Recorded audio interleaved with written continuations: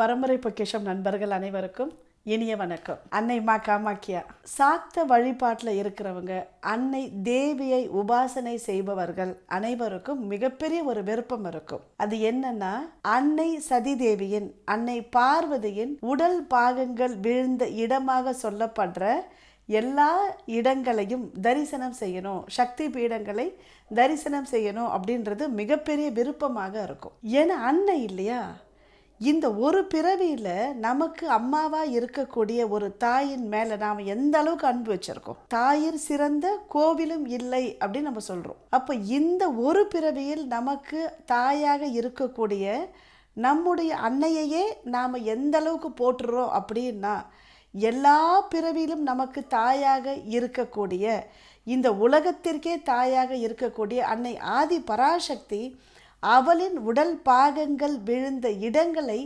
தரிசனம் செய்யணும் அப்படின்னு நம்ம எல்லோருக்கும் எவ்வளவு பெரிய தாகம் இருக்கும் இல்லையா, பார்த்தே ஆகணும் அப்படின்னு சொல்லிட்டு. 51 சக்தி பீடங்கள் தான் மிக முக்கியமான சக்தி பீடங்கள் அப்படின்னு சொல்கிறாங்க தேவி பாகவதம். இந்த 51 சக்தி பீடங்களை நம்மளால் தரிசனம் செய்யறதுக்கு ரொம்ப முயற்சி செய்கிறோம்.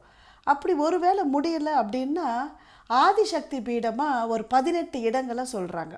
18 சக்தி பீடங்களை அதையும் நம்மளால் தரிசனம் பண்ணுறதை விட இன்னும் மிக எளிமையாக என்ன சொல்கிறாங்கன்னா, மகா ஆதிசக்தி பீடம் அப்படின்னு சொல்லி ஒரு 4 இடத்த சொல்கிறாங்க.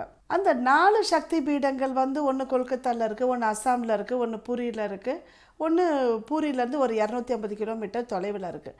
இது மகா ஆதிசக்தி பீடம் அப்படின்னு சொல்கிறாங்க. ஒருவேளை நம்மளால் எல்லா சக்தி பீடங்களையும் தரிசனம் செய்ய முடியலை அப்படின்னாலும் ஒரே ஒரு சக்தி பீடத்தையாவது தரிசனம் செய்ய வேண்டும் அப்படின்னு சொல்கிறாங்கங்க. அது எது அப்படின்னா, அஸ்ஸாம் மாநிலத்தில் இருக்கக்கூடிய அன்னை காமாக்கியா தேவியின் திருக்கோவில். இது அன்னை தேவியின் உடல் பாகம் விழுந்த இடங்களில் அவளுடைய யோனி பாகம் விழுந்த இடம் அப்படின்றதுனால மிகவும் சிறந்ததாக சொல்லப்படுது. அப்போ சாக்தத்தில் இருக்கிறவங்க இல்லை யாராக இருந்தாலும், ஏன்னா உலகத்துக்கே தாய் அப்படின்னும் பொழுது நம் அனைவருக்கும் தாய் வீடு அப்படின்றதுனால அன்னை காமாக்கியா தேவியை அஸ்ஸாம் மாநிலத்தில் இருக்கக்கூடிய அற்புதமான இந்த திருக்கோவிலுக்கு நிச்சயமாக நம்ம வாழ்நாளில் ஒரு முறையாவது தரிசனம் செய்தே ஆக வேண்டும். ஏன்னா பாருங்களேன், இதற்கு புராணம் நிறைய கதை சொல்லி இருக்கலாம்.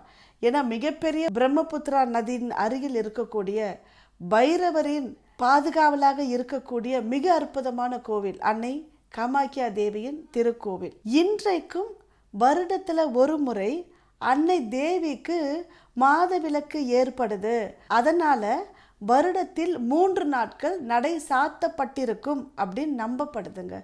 இன்றைக்கு வரைக்கும் ஒவ்வொரு வருடமும் ஜூன் மாதத்தில் வரக்கூடிய அம்புபாச்சி மேளா மிக விசேஷமாக உலகத்தில் இருக்கக்கூடிய அனைத்து சாதுக்களையும், சாக்தத்தில் இருக்கக்கூடியவர்கள் அனைவரையும் ஈர்க்கக்கூடிய மிக அற்புதமான கோவில். அப்போ அன்னை காமாக்கியா தேவியை வணங்குறோம் அப்படின்னா, அன்னை தேவியின் யோனி பாகம் விழுந்த இடம் அப்படின்றதுனால கர்ப்பப்பை சம்பந்தப்பட்ட பிரச்சனைகளை அன்னை சரி செய்கிறாள் அப்படின்னு நம்பப்படுது. இன்னொன்று, யாருக்கெல்லாம் குழந்தை இல்லையோ இந்த அன்னையை வணங்கினால் குழந்தை பாக்கியம் கிடைக்கும் அப்படின்ற ஒரு நம்பிக்கையும் மிக அதிகமாக இருக்குது. இல்லை நான் நிறைய தடவை மந்திரம் சொல்லிக்கிட்டே இருக்கேன், எனக்கு மந்திரம் சித்தி அடையணும்னா என்ன பண்ணுறதுனே தெரியல அப்படின்னாலும் அன்னை காமாக்கியா தேவியின் திருக்கோவிலில் மந்திரம் சொன்னால், மந்திரம் ஜபித்தால் அந்த மந்திரம் சித்தியாகும் நம்பப்படுதுங்க. அப்போ எவ்வளவு விசேஷமான கோவில் இது.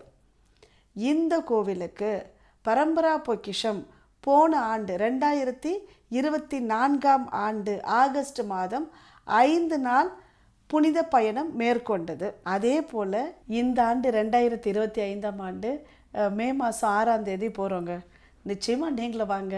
எல்லா வசதிகளும் நாங்கள் பார்த்துப்போம். தங்கும் வசதி, சைவ உணவு. நம்ம எங்கெல்லாம் போவோம் அப்படின்னா, சென்னையிலேருந்து கவுஹாத்தி போயிடுவாங்க. சென்னையிலேருந்து கவுஹாத்தி போயிட்டு அது முறைன்னு ஒன்று இருக்குது இல்லையா, நவகிரக கோயிலுக்கு போவோம், உமாநாத் கோவிலுக்கு போவோம். அதுக்கப்புறம் அங்கே தசமகா காளிகள், ஏன்னா வித்தைகளில் மகா வித்தை அப்படின்னு சொல்லுவாங்க. 10 தேவிகளுக்கான, தசமகா தேவிகளுக்கான திருக்கோவில்கள் அன்னை காமாக்கியா தேவியை சுற்றியே இருக்குது. அப்போ நம்ம 10 கோவில்களுக்கும் சென்று நம்ம வணங்குவோம். நமக்கு என்னதான் இருந்தாலும் பாருங்களேன், வாழ்க்கையில் ஏதாவது ஒரு பிரச்சனை இருந்துட்டு தான் இருக்கும். அது கண் திருஷ்டியாக இருக்கலாம், மற்றவர்களுடைய பொறாமையாக இருக்கலாம், இல்லை நமக்கு யாராவது செய்வினை செஞ்சு வச்சிருக்கலாம், நமக்கு என்னன்னு தெரியாது, இல்லை தொழிலில் ஏதாவது ஒரு முடக்கம் ஏற்பட்டிருக்கலாம், இல்லை முயற்சி செஞ்சுக்கிட்டே இருப்போம், எதுவும் நம்மளுக்கு நடக்காமல் இருக்கலாம், திருமண தடையோ இல்லை குழந்தை பேறுவதில்லையோ ஏதாவது நம்மளுக்கு ஒரு பிரச்சனை, நம்ம என்னதான் முயற்சி செய்தாலும் நடக்காமல் இருக்கக்கூடிய விஷயங்களையும் அன்னை நிறைவேற்றி தருவாள் அப்படின்னு நம்பப்படுதுங்க. அதனால தான் இந்த தசமகா தேவிகளுக்கான கோவிலும் நிலாச்சல் மலை மேலேயே இருக்கு. நாம பரம்பரா பொக்கிஷம் காமாக்கியா தேவியை பற்றி போட்டிருக்கிற வீடியோஸ் இங்கே டிஸ்கிரிப்ஷனில் உங்களுக்கு அந்த லிங்க்கும் அனுப்பியிருக்கோம். உங்களுக்கு இந்த தேவியை பற்றி நிறைய தெரிஞ்சுக்கணும் அப்படின்னா நீங்கள் அந்த வீடியோவில் பார்க்கலாம். ஏன்னா இங்கே தாந்திரிக முறைப்படி உபாசனை செய்வாங்க அப்படின்னு நிறைய பேருக்கு ஒரு பயம் இருக்கும். இந்த கோவிலுக்கு பெண்கள் போகலாமா அப்படின்லாம் ஒரு தயக்கம் இருக்கும். அப்படியெல்லாம் எதுவுமே இல்லை. ஏன்னா அம்மா நமக்கு தாய் வீடு இல்லையா? அப்போ நிச்சயமாக அனைவரும் சென்று வணங்கக்கூடிய அற்புதமான கோவில் தாங்க அன்னை காமாக்கியா தேவிக்கான கோவில். கலந்துக்க முயற்சி பண்ணுங்க. இந்த காமாக்கியா புனித யாத்திரை பற்றி மேலும் விவரங்கள் தேவை அப்படின்னா இந்த நம்பருக்கு நீங்கள் இப்போ தெரிஞ்சிட்டு இருக்க நம்பருக்கு ஃபோன் பண்ணி கேட்டிங்கன்னா எல்லா விளக்கங்களும் தருவார்கள். நம்ம கூட்டு போகிறோங்க பரம்பரா பொக்கிஷம். ஏன்னா புதுசாக போகிறவங்களுக்கு இது வட இந்தியாவில் இருக்குது, புதுசாக கூடிய கோயில், எப்படி போய் வணங்குறது, எங்கே இறங்கணும், எங்கே போகணும் அப்படின்னு நிறைய கேள்விகள் இருக்கும் இல்லையா? நீங்கள் எங்கள் கூட வாங்க, நாங்கள் அற்புதமாக உங்களை கூட்டு வரோம். எல்லா வசதிகளும் இருக்கும். சாதாரணமாகவே நம்ம வட இந்தியாவில் ஏதாவது ஒரு கோவிலுக்கு போகணும் அப்படின்னாலே நமக்கு உணவு பெரிய பிரச்சனையாக இருக்கும். எனக்கு உணவு செட் ஆகுமா அப்படின்லாம் தோணும். இன்னொன்று புதுசாக நான் போகிறேன் அந்த கோவிலுக்கு, என்ன செய்யணும்னு எனக்கு தெரியல அப்படின்லாம் ஒரு தயக்கம் இருக்கும்.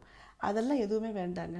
ஏன்னா நாம் ரெகுலராக போயிட்டுருக்கிறதுனால உங்களுக்கு தேவையான அனைத்தையும், உங்களுடைய கேள்விகள் எதுவாக இருந்தாலும் நாங்கள் அதை உங்களுக்கு சரியான விளக்கம் கொடுத்து உங்களை அழைத்து கொண்டு மிக அற்புதமாக தரிசனம் காமிச்சு, ஏன்னா அங்கே விஐபி தரிசனத்துடன் நாம் உங்களை திரும்பவும் கூட்டு வருவோம். அன்னை மா காமாக்கியா தேவியை தரிசனம் செய்வதற்கு உங்கள் அனைவரையும் பரம்பரா பொக்கிஷம் அன்புடன் வரவேற்கிறது. இந்த அற்புதமான வாய்ப்பை தந்துள்ள இயற்கைக்கும் மலர்களுக்கும் என்னுடைய அனைத்து குருமார்களுக்கும் நன்றிகள்.